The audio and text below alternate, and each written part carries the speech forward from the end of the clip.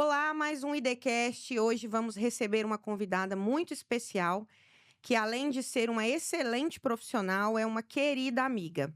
Nós vamos falar hoje sobre postura e deglutição, da sua casa à clínica, um olhar para a qualidade de vida. Esse tema impacta diretamente não só no que tange a reabilitação, mas também salva vidas e previne internações. Como a postura e a deglutição estão ligadas e influenciam na nossa qualidade de vida? Eu sou Isabela, fisioterapeuta especializada em reabilitação nas disfunções do movimento, com ênfase em fisioterapia cardiovascular, pulmonar e metabólica. Além disso, professora e gestora no Grupo IZD. E é com muita alegria que recebo aqui hoje a nossa querida Lélia Koch, fonoaudióloga, especialista em audiologia clínica e com uma trajetória de mais de 2 décadas em reabilitação domiciliar. Lélia é reconhecida por sua vasta experiência em áreas cruciais, como a reabilitação das vias de alimentação e do equilíbrio labiríntico, tem aperfeiçoamento em métodos como o Bobat e atualmente está se especializando em perícia fonoaudiológica. Para além da clínica, Lélia é especialista em estratégia e gestão de pessoas e criadora do método Sentidos da Aprendizagem, Sentir para Aprender, uma abordagem inovadora que explora o papel dos sentidos para o desenvolvimento. Muito obrigada, Lélia. Seja muito bem-vinda. Obrigada, Isabela, pelo convite. Estou muito gratificada por trazer o sentir para aprender, nesta relação entre a fisioterapia e a fonoaudiologia, do domicílio para a clínica. Pois então, a disfagia, ela tem que ser desmistificada. Por quê? O envelhecimento, ela vai trazendo dificuldades nessa deglutição. E a deglutição, além de trazer nutrição, ela traz qualidade de vida, ela traz socialização, ela traz o empoderamento da sua liberdade de ir e vir e o que poder comer. Então, aqui hoje, nós vamos fazer uma desmistificação das posturas, dessas relações entre a fisioterapia e a fonoaudiologia. Ótimo, um assunto extremamente relevante que eu já estou animada, porque a gente já veio conversando em bastidores, né? E aí surgiu essa ideia de trazer essa discussão para o podcast para a gente levar esse conhecimento para demais pessoas. Então vamos começar primeiro definindo, né? Disfagia. O que que é a disfagia? O que que se caracteriza para a pessoa que está em casa entender? Então, a disfagia, de uma forma super direta, é a dificuldade de engolir. E tem sintomas, como tosse após engolir, desnutrição, engasgos, e ela nunca é ela. Ela sempre é sintomas de uma outra patologia, de uma outra característica que o paciente vem vindo, só que ela é um alerta, e quando ela está em alerta, o paciente, às vezes, a família não percebe aquilo, vai mudando consistências, o paciente coloca um líquido sobre o alimento e isso proporciona um risco grande de uma broncoaspiração. Resumindo, é a dificuldade de engolir. E aí você falou em 2 pontos que eu acho que é importante, e você trouxe 2 pontos pra gente, né, em relação à disfagia associada a uma patologia. Mas a gente sabe que, essa dificuldade de engolir, ela pode vir não associada a uma doença propriamente. Sim. Quando que isso acontece? Qual é essa diferença? Então, a disfagia existe quando ela é consequência de uma patologia de base, quando é uma questão neurológica, um AVC, um AVE, algumas doenças degenerativas que elas trazem como sintoma a dificuldade de engolir e depois fecha um diagnóstico e tem essa patologia por trás. Mas nós temos as disfagias mecânicas, que é uma falta de um dente, uma questão de um trauma, né? Eu tenho um paciente que é muito interessante até trazer esse paciente, ele tem um bico de papagaio muito grande que está fazendo a projeção da laringe. E hoje ele é um paciente de 85 anos que tem um Parkinson Mas a grande causa dessa disfagia dele hoje, que o Parkinson está em uma doença estável, medicamentosa, dentro do padrão que tem que ser, orientação da gestão clínica, mas essa hérnia, essa questão mecânica, esse bico de papagaio está fazendo a projeção da laringe, fazendo assim com que ele tenha possíveis engasgos e possíveis broncoaspirações. Então, esse é um exemplo da uma disfagia mecânica. Tá bom, Isabela? E isso é muito importante, porque o paciente tem que sentir essas dificuldades para reaprender ou trazer uma possível mudança de comportamento para não levar à desnutrição, a questão dos engasgos. E, gente, desnutrido, um paciente desnutrido é uma disfunção de um corpo inteiro, né, Isabela? Para todas as atividades do nosso E, corpo, e né? olha que legal, a gente entrou num ciclo aí, né? De um paciente que às vezes perdeu um dente, está com dificuldade de engolir. Esse paciente com essa dificuldade come menos. Essa redução alimentar me leva a perder peso, perder massa muscular. E aí, isso me leva a ter uma piora no desempenho físico, em atividades dia a dia. Tomar banho, vestir roupa, eu ia até a padaria comprar um pão, Uma agora eu não ia liberdade, né? mais. E aí, essas limitações podem gerar um sofrimento psicológico. Eu não sirvo mais para isso, eu não sou mais capaz disso. Então, um simples fato de não conseguir engolir, se alimentar, porque a alimentação também é prazer, Muito. não é só nutrição. Isso pode gerar um impacto em cadeia muito grande. E aí, ampliando esse ciclo, né? Aumentando isso, eu penso numa família também que vai ter que lidar com essa dificuldade, né? Com essa limitação de função daquela pessoa que antes exercia e que agora não consegue mais e que está frustrado por não conseguir mais. Com certeza. Então, a gente sabe que tudo que acontece no corpo humano não é simples, é complexo e lindo, né? Então, uma coisa vai puxando a outra. E parando para pensar nesse exemplo que você deu, um simples bico de papagaio. Dentro da clínica, a gente recebe muito isso. Doutora, eu preciso de fazer fisioterapia porque eu tô com uma hérnia de disco, tô com artrose, tô cheio de bico de papagaio. Eu costumo brincar assim. Artrose, quem não quer ter artrose tem que morrer novo. É uma Exatamente. degeneração articular, ponto, né? O problema é quando essa artrose chega a ser limitante, te causando dor e te causando alguma limitação funcional. Aí a gente precisa entender o que está acontecendo ali com aquela mecânica para a gente conseguir resolver. Nesse caso, eu tenho um bico de papagaio, que é uma deposição óssea, que está ali ocupando um espaço que não deveria ocupar e jogando essa laringe para frente, empurrando, como se eu estivesse empurrando isso aí. Então, aí é um problema. Por quê? Tem pessoas que têm bico de papagaio e não sentem nada.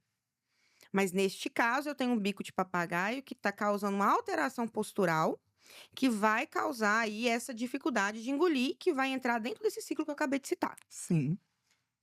Então, nesse caso, a gente já começa a ver como a postura influencia diretamente nesse processo. E que se a pessoa não se alimenta, ela não tem força, ela não tem massa. Se ela não tem massa, ela não sustenta uma postura. É uma via de mão dupla. Que a gente precisa falar sobre isso. Uhum. Porque, infelizmente, a gente sabe que, às vezes, fica tudo muito nichado, cada profissional na sua área, e não. O paciente é o todo, Com certeza. não é verdade? E a gente entra aí também, Lélia, em outro ponto que deveria ser mais dito, que é a sarcopenia. Né? Você quer comentar um pouquinho ou eu já posso... Não, pode. Eu quero só fazer um adendo sobre o que a Isabela falou sobre o alinhamento. Nós somos da cabeça aos pés. Então, quando eu vou fazer uma avaliação de um paciente, principalmente de um idoso, até de um jovem de 40, 50 anos, a postura é tudo. Então, eu vou me posicionar aqui de uma maneira que não é adequada, mas é a que eu quase sempre encontro, ou dentro desse domicílio, ou até mesmo na clínica. Vou mostrar para vocês. O paciente fica assim, ó. Isso aqui, os ombros, a cintura escapular, que é a primeira alavanca de sustentação de pescoço e de laringe. Então, quando eu sento direito, melhor posicionado, eu faço um alinhamento de cabeça e de pescoço e que faz uma junção, um movimento correto dessa laringe quando eu vou engolir. Fecha esfíncter, abre esfíncter, que é uns caminhos que a gente tem aqui, que tem que fechar para o alimento não ir para o pulmão, para não ir aqui para cima na fossa nasal, que é no nariz, então tem que ser alinhado. Eu, como fonoaudióloga, eu consigo ver esse corpo como todo, mas eu, como fonoaudióloga, eu posturo ali, mas será que esse paciente não precisa de uma avaliação interdisciplinar, de um nutricionista, uma gestão clínica e principalmente de um fisioterapeuta?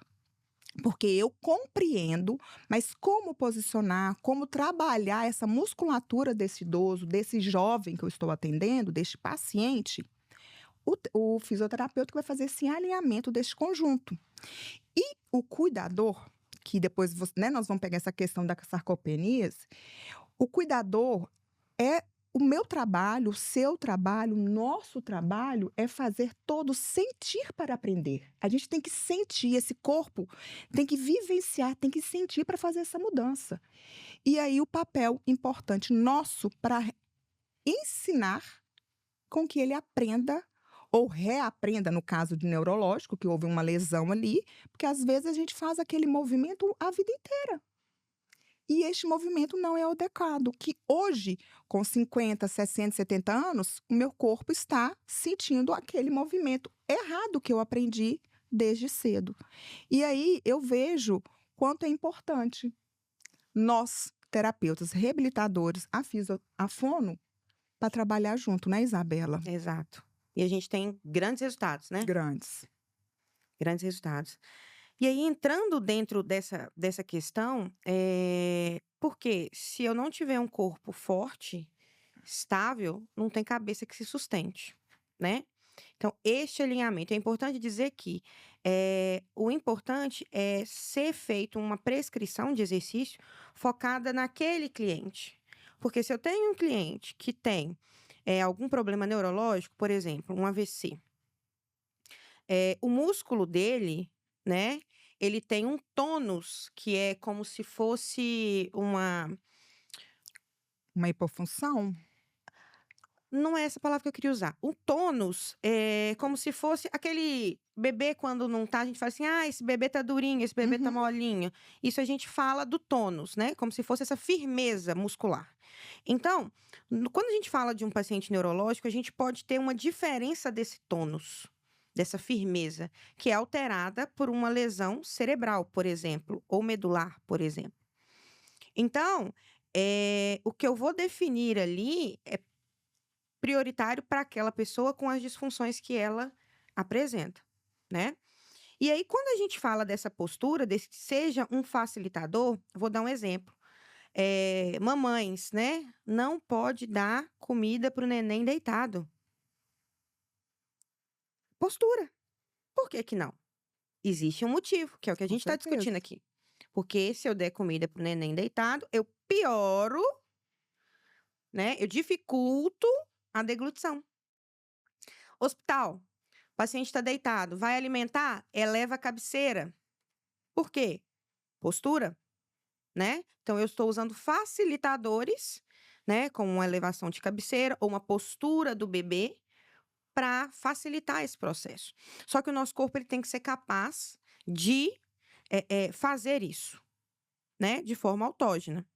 E aí, a gente entrou na sarcopenia, e aí vamos questionar, né? O que é a sarcopenia? Então, a sarcopenia, ela já é classificada internacionalmente como doença, ela tem um CID, tá? É caracterizada pela perda de força muscular, principalmente de massa muscular, associada ao desempenho físico e funcional daquela pessoa, tá?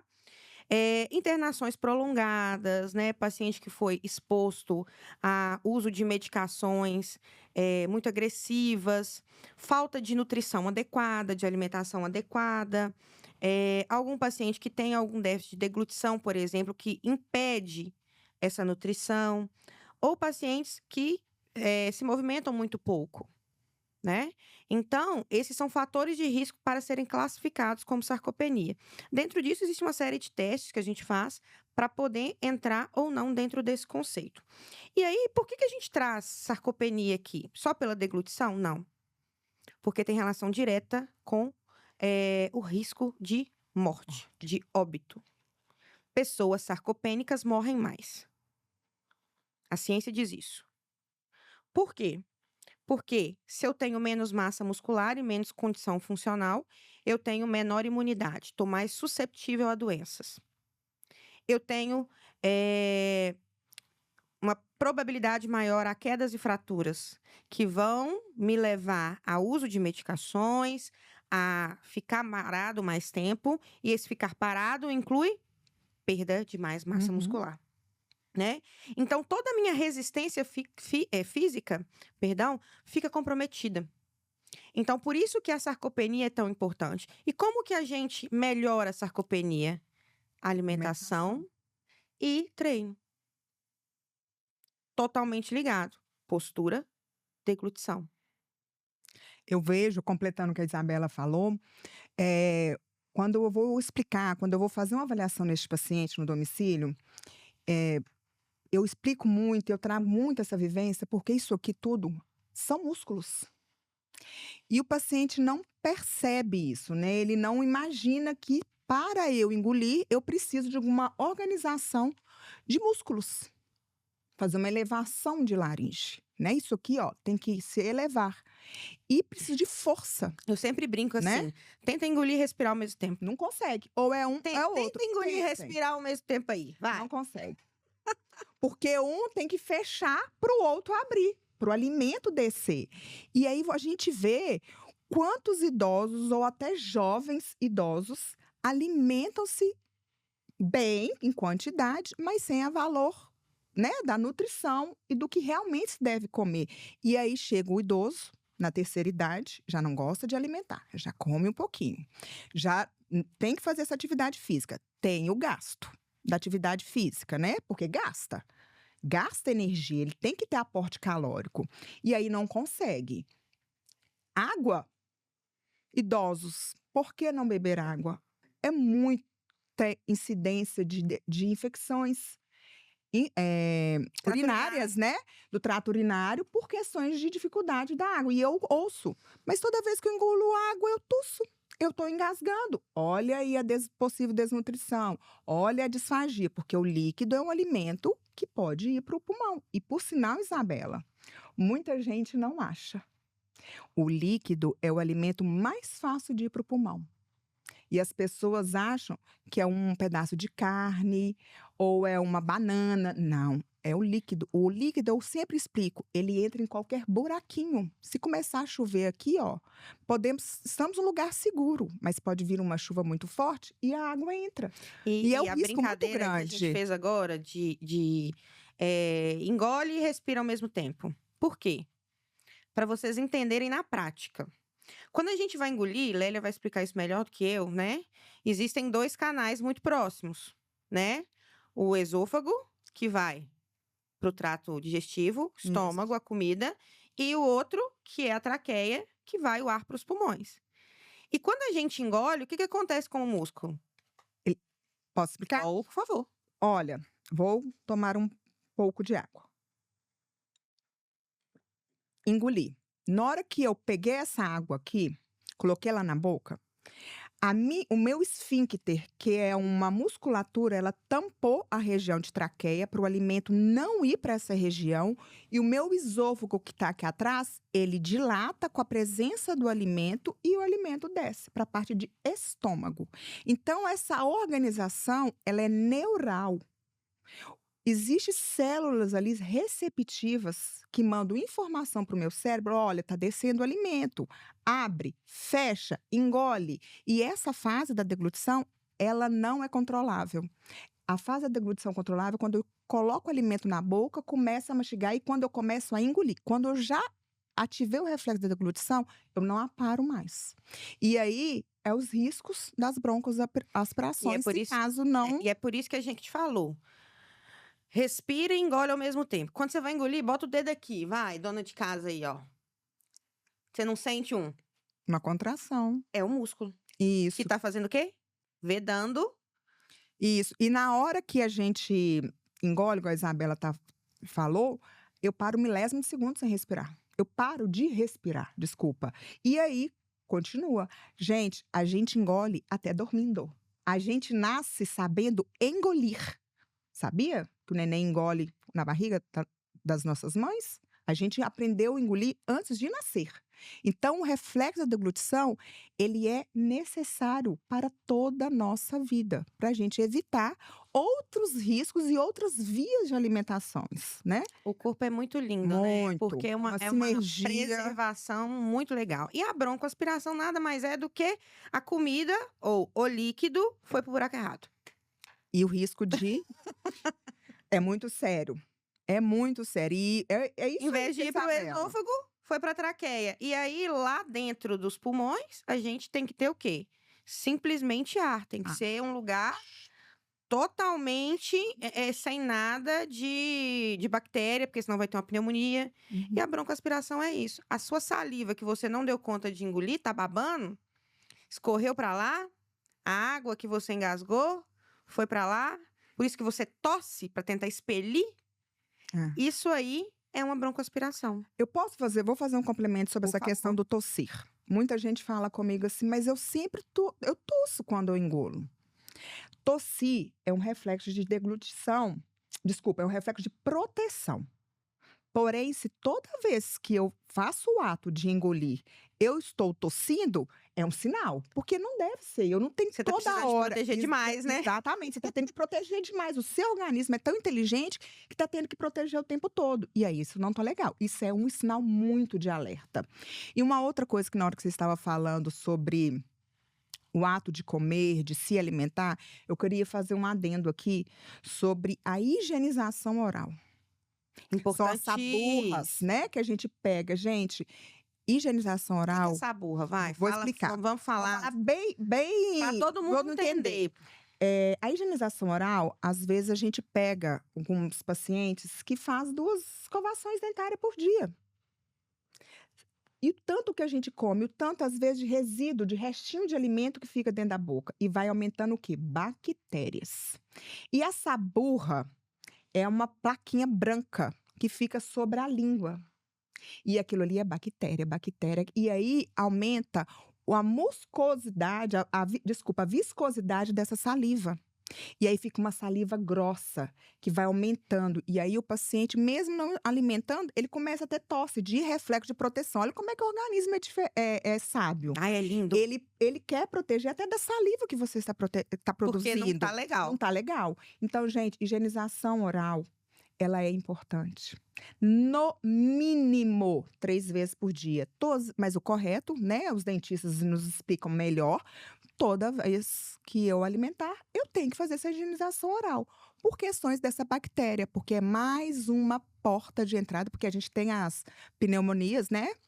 Bacterianas também, junto com as aspirativas. Então, higienização oral também é muito importante para essa organização tão linda que você falou, que a gente enfatiza muito, né? Do dedão do pé ao fio de cabelo, né? E aí eu gostaria de falar, né, uma questão em relação à minha experiência de quase 8 anos de hospital, justamente da importância dessa higienização na prevenção de pneumonia hospitalar. Pneumonia associada à ventilação mecânica, né? Da importância dessa higienização oral para que essa saliva não vá para o pulmão, né? E aí acabe trazendo a necessidade de um novo ciclo de antibiótico, por exemplo. Com certeza. Principalmente no idoso, que é extremamente frágil, né? Pensando num idoso também com fraqueza muscular. Porque se ele tem uma fraqueza muscular, o músculo da deglutição também vai estar fraco, Com na maioria das certeza. vezes. E exatamente isso, Isabela, é muito importante sobre a higienização oral, mais uma vez você enfatizando, porque a gente pega muito idoso quando entra com via de alimentação alternativa, que é uma sonda, né? Que passa pelo nariz, ou então a gastro, para fazer essa alternativa alimentar, por questões que ele não consegue engolir, ou por um AVC, uma VE, um traumatismo, né? Câncer. Um câncer, que é uma questão mecânica, que também o câncer de laringe pode ser uma alteração mecânica, igual a gente falou Obstrui o no tubo, início. né? Que vai Isso. passar o alimento. E aí a gente pega esse paciente que não está alimentando via oral E as famílias ou até o próprio cuidador ali, qual está junto com a família, não faz a higienização oral. E eu sempre escuto: "Mas ele não está comendo". Gente, mas a gente toma banho o tempo todo, a gente A pode, nossa boca é né, contaminada, né? a gente pode ficar em casa o dia inteiro mais quietinho, a gente não vai Uhum. higienizar? Por que não higienizar a cavidade oral? E ela é cheia de bactéria. E aí, deixa eu te fazer uma pergunta que é dúvida minha, tá? Sobre raspadores de língua, Olha, eu vou adentrar para uma tirar essa área burra. isso, para tirar essa burra, sobre questões de prevenções, sobre tirar a proteção da língua, aí é até mais a parte odontológica, mas eu, como fonoaudióloga, adentro um domicílio, adentro um hospitalar, junto a um paciente no leito hospitalar, ou até mesmo na gestão clínica ali, dentro de um consultório, se o paciente está com saburra, eu peço sim à família para adquirir um raspador para aquele momento, para me ajudar a retirar aquela saburra, para depois a gente prover não Pra necessidade de continuar. Seria então uma Uma urgência para urgência. depois manter, para não Manter, crescer exatamente. novamente. Ô, Ok. Isabela, e a incidência é muito grande de pacientes idosos que faz alimentação via oral, chega com queixa de engasgos. Eu não preciso de fazer mudança na consistência, modificação. É uma orientação de boa higienização oral, gente, e faz uma diferença. Simples, bem feito, funciona, né, Lé? Uma boa avaliação, uma olhar para um paciente como um É. todo, escutar, sentir o que a pessoa está falando, o que o cuidador está falando, o que o paciente, principalmente que a gente pega muito paciente com o cognitivo preservado, com a cabeça boa. Ele expõe, escuta, para você sentir e direcionar os cuidados com o seu paciente. A Exato. queixa, né? É. E aí, assim, o que tange, né, o atendimento, você bem citou, do domicílio e da clínica, diferencia alguma coisa para o atendimento do paciente? Olha, São fases? Como que isso. funciona? Eu, com meus 21 anos de domicílio, que tem 21 anos que eu faço atendimento em domicílio, eu vejo um ganho muito grande no domicílio. Porque ali eu vejo a cadeira que ele está se sentando, a mesa que ele está próximo para a hora da alimentação, como que a cuidadora senta naquele domicílio para fazer a oferta da alimentação, qual utensílio que ele usa, por mais que às vezes eles levam para o consultório, porque eu preciso ver até o utensílio, até o garfo e a colher que é colocado na mão desse paciente, ou então que é colocado na boca dele para oferta do alimento. Eu vejo como que é esta cama, como que ele está ali naquela postura para alimentar. Então eu vejo sim, Isabela, tem momentos, tem pacientes que uma avaliação no domicílio, o olhar é mais amplo. Então o ganho para a evolução terapêutica daquele paciente é anos-luz, porque o meu Uhum. olhar abrange. Ali eu vejo a necessidade interdisciplinar, de um fisioterapeuta, de uma nutrição, uma Você vê a gestão real, clínica. né? Vejo a realidade daquele domicílio. Porque no consultório, se ele está andando, né, ele vai sentar na minha cadeira. Se ele chega de cadeira de roda, é a cadeira de roda que quase nunca ele está em casa na hora da oferta da alimentação. Então, dentro do domicílio, em alguns momentos, é sim. O olhar, ele é mais amplo. Eu vejo, igual você falou, a realidade. E aí, minha conduta ali é diferente. Porém, com o andar da evolução do paciente, sair deste domicílio também traz muita importância, Uhum. porque a socialização é ver a rua, ele se sente um pouco mais autônomo junto com o cuidador, ou com o parente, ou até mesmo já sozinho. Então, tem duas vertentes. Tem momentos, sim, que esse atendimento no domicílio, ele é necessário e mais importante. Mas quando você vai desvinculando e o paciente já tendo condições de sair do domicílio e indo para uma clínica, até um bom dia com a pessoa qual É é diferente. Sair diferente. de casa, né? Sair de É casa. terapêutico. É o emocional, né? Igual você falou, é um terapêutico. É. Então, a gente tem que ter o discernimento do que é melhor naquele momento. E construir isso com a família. Porque quando você vai, mostra para a família, explica para a família entende, ela sente o que você está propondo, ela aprende o que você está propondo para conduzir com o ente querido, flui. E isso, assim, dentro da fisioterapia também é muito importante a gente trazer, por quê? Eu também vejo isso. É muito relacionado ao perfil do cliente, digamos assim. Quando a gente fala de um paciente pós-internação prolongada, que já está ali com Às vezes uma até com as úlceras, fraqueza, né? com a úlcera, né, de pressão ali, né, de decúbito, é um paciente muito frágil que na maioria das vezes não consegue sentar. Ele não consegue virar na cama. Para botar uma fralda, a família tem que fazer tudo por ele. Então, o atendimento de fisioterapia, neste momento, se faz necessário em domicílio. Não só devido à fragilidade do cliente, né, do paciente, mas também da família, porque ela recebe uma pessoa diferente do que ela entregou no hospital, na maioria das vezes, né? Essa pessoa foi porque, né, teve algum problema, e aí volta um paciente diferente e totalmente debilitado. Né? As internações prolongadas, infelizmente, isso acontece, né? Então, neste momento, é preciso. Mas não só para acolher esse cliente, mas para acolher também essa família que recebeu esse paciente nessa condição e que precisa de um acolhimento também. Porque muitas vezes a gente fala só do paciente e esquece do familiar, Com certeza, o né? cuidador. Então, do cuidador, a gente precisa... Olha, é possível. Olha, vem cá. Tem um jeitinho aqui, ó, que você vai pegar aqui e vai aliviar a sua coluna. Porque esse cuidador precisa estar bem para esse paciente evoluir, né? Então, à medida que a gente vai ganhando essas transferências de deitado, aí agora tá sentando, tá conseguindo ficar sentado sem apoio, tá fazendo um banho agora no chuveiro, saiu do banho de leito, né? Tá conseguindo uma cadeira de rodas, aí nós vamos pensar em sair de casa, porque é terapêutico. Com certeza, Não só para ele, mas para aquele cuidador que fica 24 horas em casa cuidando também. com certeza. Porque se o cuidador vai bem, a tendência do cuidado é ser melhor, né? E aí a gente entra nessa condição de socialização. E aí dentro da fisioterapia a gente tem várias ferramentas que a gente pode utilizar. Desde a própria cinesioterapia, né? Até, por exemplo, técnicas que... Você sabe que eu sou apaixonada do método Pilates? Que eu sou apaixonada, que a gente pode estar utilizando em qualquer uma das fases, né? Desse paciente, buscando sempre com foco em reabilitação. Não em exercício, mas físico, mas em reabilitação, né? Então, assim, à medida que a gente evolui, né, com esse ganho de massa dentro de uma gestão clínica interdisciplinar, de uma nutrição que está fornecendo aquele aporte necessário para que eu consiga ganhar músculo, para que eu consiga ganhar uma postura adequada para alinhar, para que você consiga ganhar aquela função de engolir, Uhum. né? E aí a gente precisa falar que postura está totalmente ligada à condição respiratória. O simples fato de você estar sentado, você melhora o seu pulmão em cerca de 25%. Então,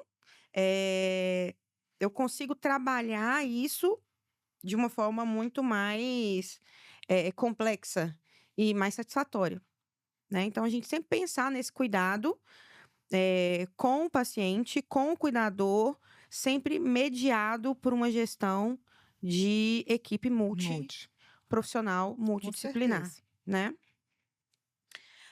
Ótimo, então. Lembrando que ganho de massa muscular, melhora de disfagia, melhora de postura, redução em tempo de internação. Existem estudos que contam que uma pessoa que teve uma internação prolongada, que saiu com a polineuropatia do doente crítico ou uma fraqueza adquirida em terapia intensiva, ela, se não houver um acompanhamento satisfatório, nos próximos 5 anos, a chance de óbito é enorme, né? Justamente pelas condições que a gente já citou, como a sarcopenia e afins. E aí me conta, Lélia, quando buscar um profissional fonoaudiólogo para atender um paciente com sinais de deglutição, ou o que identificar para falar, opa, preciso de uma avaliação? Então, essa pergunta, ela é muito boa, porque o autoconhecimento, quando a gente sente que a gente se conhece, são sinais. Indiferente da idade, Isabela, porque hoje a gente já tem muitas patologias, doenças que estão sendo apresentadas numa geração mais nova, pessoas de 50, de 60, que eram doenças, patologias que a gente encontrava em pessoas mais idosas, né? E isso vem vindo. O porquê, vários estudos, várias linhas, que não é, né, o nosso grande objetivo aqui hoje. Mas, em cima dessa pergunta da Isabela, engasgos. Tosse após eu engolir.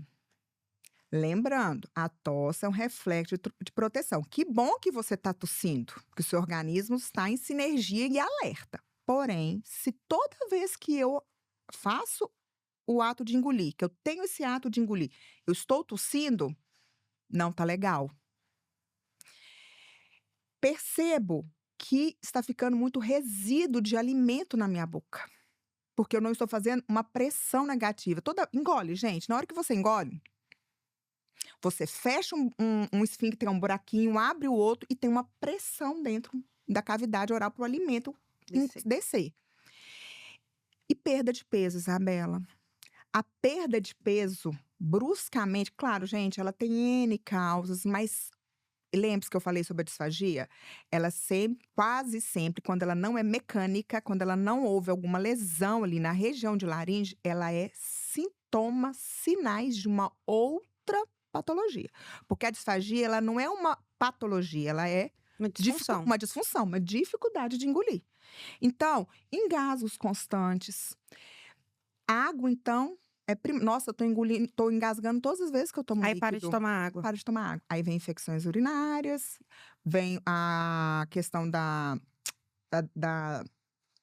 desidratação, a pele, né? O nutricionista olha para o idoso, até a gente olha assim, nossa, mas sua pele tá bem enrugadinha, enfim. Então, engolir é lindo.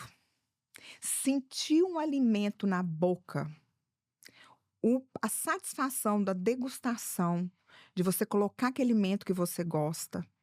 Gente, receba alguém na sua casa. A primeira coisa que você pensa, o que eu vou servir para aquela pessoa? É cultural. É cultural, principalmente nós mineiros. É cultural. É um café, é um bolo. Então, você proporciona. É afeto. É uma demonstração de afeto. Quando você vai na casa da sua mãe, mãe, você faz aquela comida que eu gosto? Porque traz prazer, traz memória, traz carinho. Então, o ato de comer é muito mais do que só colocar na boca, mastigar e engolir. É nutrição, é carinho, é entrega, é uma química que é feita ali no alimento, é uma socialização. Então, é muito lindo comer. O dente é necessário para trituração, o estômago não tem dente. E muitas vezes você vê o paciente, coloca na boca e já engole. E aí vem uma questão, né, de estômago, que aí é uma outra questão, né, uma parte mais gástrica, prisão de ventre, porque às vezes ainda não anda, né, não deambula. Então, gente, é uma organização funcional muito linda e é necessário. Então, a alimentação, ela é algo que iniciou lá nas nossas primeiras horas de vida. E ela é necessário até nas últimas horas nossas de vida, mas tem que estar em sinergia. Então, fique um alerta: engasgos, desnutrição, que é a perda de peso, tosse todas as vezes que eu estou engolindo. É isso, Isabela, é a dica assim, sinta-se, gente, sinta-se para aprender a evitar comprometimentos mais sérios. Prevenir é isso. sempre melhor, né? Na dúvida, Procure um profissional para você fazer a avaliação. É ótimo. isso. Muito bom. Mais alguma coisa, Lélia? Assim, eu acho que é um assunto para a gente ficar aqui horas, né? Ah, com certeza. Dias, porque além do mais, quando a gente pega a colega aqui, a gente tem A sinergia. gente gosta de falar. A gente gosta de falar, eu como fono, mas ainda ela não é fono, mas ela também gosta de fazer uma entrega muito grande, porque eu a conheço. Isabela é uma profissional exemplar, né? Legal. Eu sou suspeita para falar. E a entrega dela é muito parecida com a minha, porque a nossa missão de vida de entrega, de reabilitar, tá aqui, ó. Realmente a gente se encontra na profissão que a gente está hoje. E a minha dica final é o que a Isabela acabou de falar minutos atrás: prevenir. Prevenir e movimente-se, gente. Movimente, socializa. Eu, como gosto muito do idoso, adoro atender idoso. Eu também adoro. Eu falo muito sobre o idoso, sobre a socialização. Socialize. Entrega, vai para os encontros com idosos, escuta. Escuta. Escuta. Isso é muito importante. Escuta. Porque às vezes o paciente, o cliente, o idoso, ele vai te falar uma coisa que é aquele negocinho que vai fazer diferença. A chave do seu processo de reabilitação. Eu gosto muito de fazer uma pergunta para qualquer paciente que eu atendo, seja qual idade for. eu pergunto assim: "Por que que o senhor me procurou?", quando o paciente tem condições de, né, claro, Uhum. de me expressar isso. Ele fala e aí ali eu consigo, às vezes, não é nem a minha prioridade que eu acho, mas é a prioridade dele. Então por que não enfatizar a prioridade dele, se não vai É. fazer uma alteração na gestão clínica E eu que eu sempre vou pergunto o proporcionar? seguinte, igual você disse, né, por que você me procurou? Eu sempre falo também o seguinte, o que que isso tá te impedindo de fazer que você gostava e agora não faz mais? Exatamente. E nesse momento, 90% rola um silêncio na sala, assim. É. Ele nunca tinha parado para pensar nisso antes. Exato. Não tinha, É não muito tinha. forte. É. "Ah, eu tenho uma dor no braço", tá dando você procurou por quê? "Porque eu tô com a dor", tá, mas o que que essa dor no braço tá te impedindo de fazer que você gostava e agora você não consegue mais? É. Poxa, é forte. É forte. E é isso que dá Ó, combustível pra gente. E é isso que dá combustível pra com gente. certeza. Quando eu pego um paciente, eu tenho certeza que você também tem essa mesma sensação, que não alimenta mais via oral, tá com uma sonda, uma traqueostomia, aquele paciente pós internações prolongadas, e que você pega esse paciente depois e vê esse paciente com uma vida novamente reaprendeu a tudo e com uma pequena grande liberdade de ir e vir, É lindo. você fala: Dever cumprido. "Dever cumprido". E É. seja qualquer paciente, tá. Eu coloquei um paciente com mais grave, mais amplo de atendimentos de equipe inter e multidisciplinar, mas seja ele qual for, o que chega e fala assim: "Eu estou engasgando com água". E aí eu oriento: higienizar cavidade oral melhor, faça avaliação e veja o que é isso. Gente, o ganho é igualzinho. Porque eu consegui ver o que ele veio com a queixa e eu consegui ajudá-lo. Então é É resolver isso. problema, né, É. Lélia? A gente tá aí pra resolver problema. E escutar, né, Isabela? A escuta é muito A importante. escuta é essencial. E Ela é hoje em dia essencial. as pessoas não querem ouvir É. as outras. Sentir tentar sentir o que ele está sentindo para aprender junto a ele e poder porque a gente aprende o tempo todo com eles. Exato. E ensiná-lo a aprender. É uma troca, né? É. É uma troca. Então é isso. Então, ó, gostaria de te agradecer muito, adorei falar sobre esse tema, achei assim achei não, acho extremamente importante, a gente ficaria aqui o resto da tarde aqui falando sobre. Muito obrigada. Se você quer saber mais um pouquinho sobre, então aqui embaixo a gente já vai deixar todos os contatos, tá?